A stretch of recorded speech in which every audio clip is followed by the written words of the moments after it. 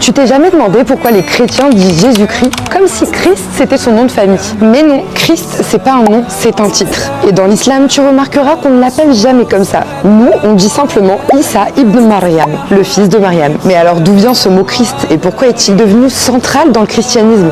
Ok, je t'explique tout. Le mot Christ vient du grec Christos, qui est la traduction du mot hébreu Machia, c'est-à-dire le Messie, celui que Dieu a choisi. Donc à la base, Jésus-Christ veut dire Jésus le Messie. Et ce Messie, il était déjà annoncé dans la Torah révélée à Moussa alayhi salam, donc Moïse, 1400 ans avant Jésus. Et d'ailleurs, les Juifs l'attendaient, un homme pieux, un envoyé de Dieu, un libérateur. Mais avec le temps, plein d'idées étrangères se sont glissées dans les textes. Et c'est comme ça que le mot Christ est devenu sacré, surtout après le concile de Nicée en 325 après Jésus, donc Isa alayhi salam, quand l'Église a officiellement déclaré que Jésus était en fait Jésus le Christ, c'est-à-dire le Sauveur divin. Un titre qui à la base voulait juste dire Messie a fini par devenir un symbole de divinité. Et c'est ce changement qui a divisé l'humanité. Et c'est à ce moment-là qu'Allah a mis les choses au clair. Je te montre. En l'an 610, il a révélé le Coran au prophète Mohammed sallallahu alayhi wa sallam. Et dans ce livre, Isa alayhi salam, donc le fameux Jésus, n'est jamais appelé Christ. Il est désigné comme un serviteur de Dieu, un messager.